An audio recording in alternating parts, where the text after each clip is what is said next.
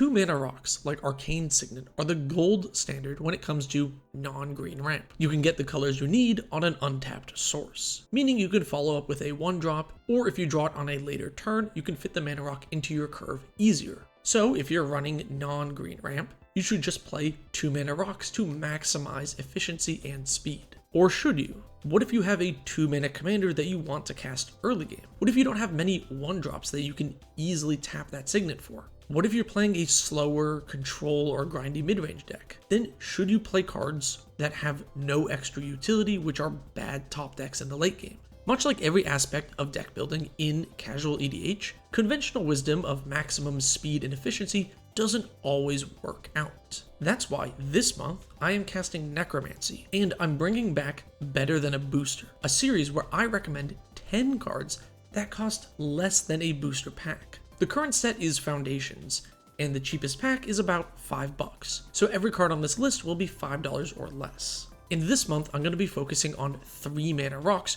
which I think could be great in your deck. But before I get into the 10 picks, if you want to buy any of these, check out Cool Stuff Inc. You can use my code TTM for 5% off, and it supports the channel. Thanks to Cool Stuff Inc. for sponsoring the video. First card this month is Staff of Completion. This is a 3 mana artifact that has many abilities, 4 of which cost you life, and then you can untap the staff. There are not many other mana rocks that tap to draw a card. Of course, if you're in a proliferate deck as well, this could be a good engine, letting you get more counters on things. But honestly, it's just best in a deck that either cares about losing life, or is a life gain deck and can freely spend the extra life. If you're playing something like a Varrock life swap deck, then paying a ton of life to ramp and draw cards is pretty great. Or if you're playing a Cabal list where you just have so much extra life, then why not spend some of that to draw cards here and there? Card draw makes it so this rock is almost never dead. It's currently at the top of our budget at around $5, but in the right deck can be an incredibly powerful mana rock.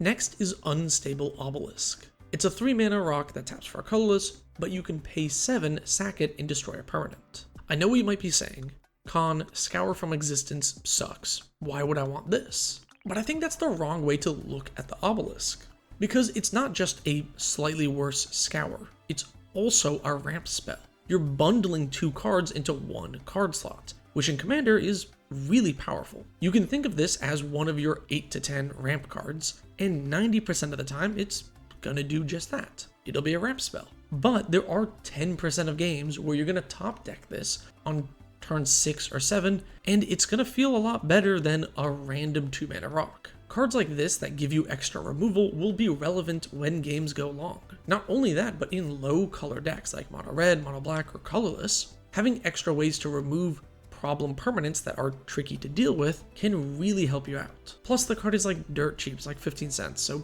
pick one up. Misleading Signpost is a funny card. On its face, it's a blue mana rock with flash, which is nice, letting you hold up counter magic, and then if you don't need to counter anything, you can ramp instead. But also, if it enters during the declare attacker step, you may reselect which player or permanent target attacking creature is attacking, meaning it's also a combat trick. Pointing a big Voltron threat at a different opponent can be a massive swing. And I also love that it specifies player or permanent, so you can protect planeswalkers as well. Combat tricks are usually not very good in casual EDH because a one-time big effect is just not as useful as it is in 1v1. But the fact that this is a combat trick tacked onto ramp, it's a lot better. It's another card that's at the top of this month's budget at about $5, but worth trying out. You ever find yourself empty-handed, wishing you could draw 1 extra card? Well, Phial of Galadriel can help you out while ramping. This 25-cent card can be great in many decks. It's a 3 mana artifact that taps for any color. If you would draw a card with no cards in hand, you draw 2 instead. If you would gain life when you have 5 or less life, you gain twice that much life instead. So the 5 or less life thing is probably not relevant unless you're playing that Varrock life swap deck, in which case it could be crazy. But drawing extra cards is awesome. Here's another great option for low color decks that might lack card draw. Or if you're in a deck that cares about being empty-handed, free card draw is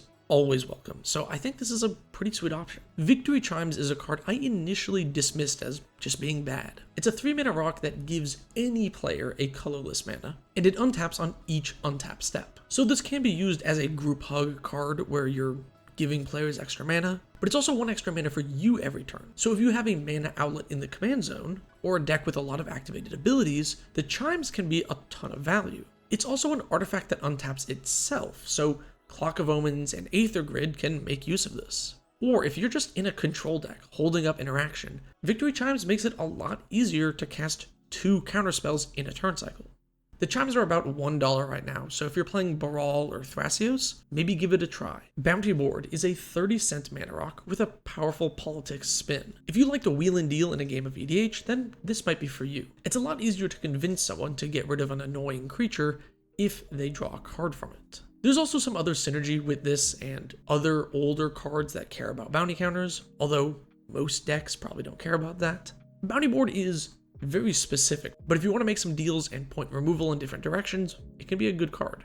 Day-Night might be one of the most annoying mechanics ever printed, but if you want to get extra value from your mana rocks and don't mind tracking the Day-Night, the Celestis could be the correct card for you. The Celestis sets up the Day-Night cycle, taps for any color, can switch day or night, and whenever it becomes day or night, you gain a life and you may loot. And just as a reminder, if somebody casts no spells during their turn, it becomes night, and if they cast 2 spells during their own turn, it becomes day, meaning day and night will swap around during a regular game of EDH. If you're in a deck that cares about instances of gaining life, or you care about the graveyard, this could be a really great card for you. It is very annoying to keep tracking day and night after the card has been destroyed, since maybe you'll get it back, and the whole thing is just very tedious. I'm not a fan of day and night, but it is free value essentially. And the card's like $1, so maybe try it out. For less than $1, you can get a Skyclave Relic, which is basically a power-crept Darksteel ingot, but for 6 mana, you can get 2 extra copies.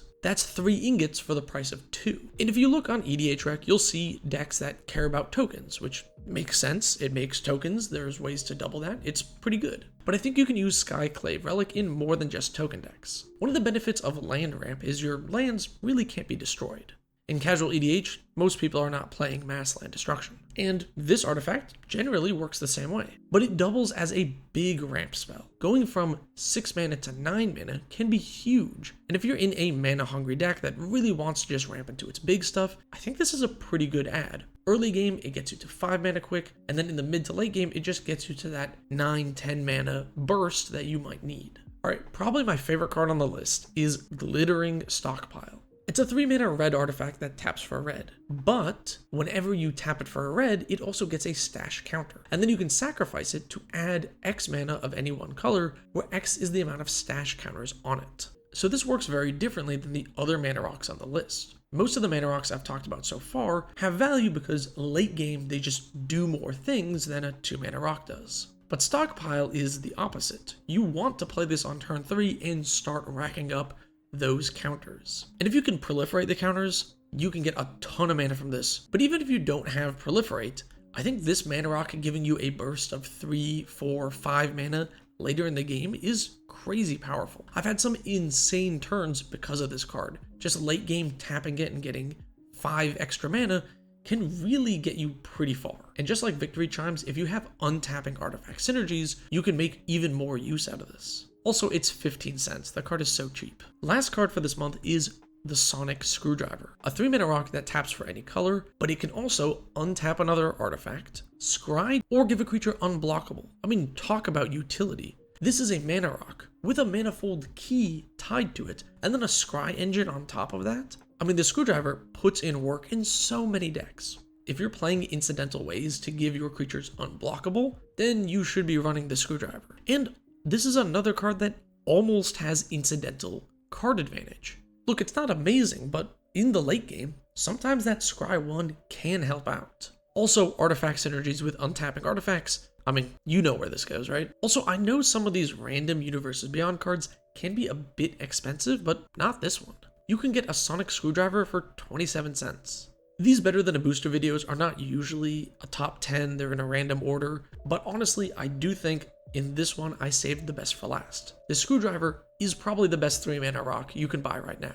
It just does so much, you can probably find a deck that will make use of one of the abilities. So that is my 10 best 3-mana rocks which cost less than a booster pack. What did you think? Are you going to try any of these out?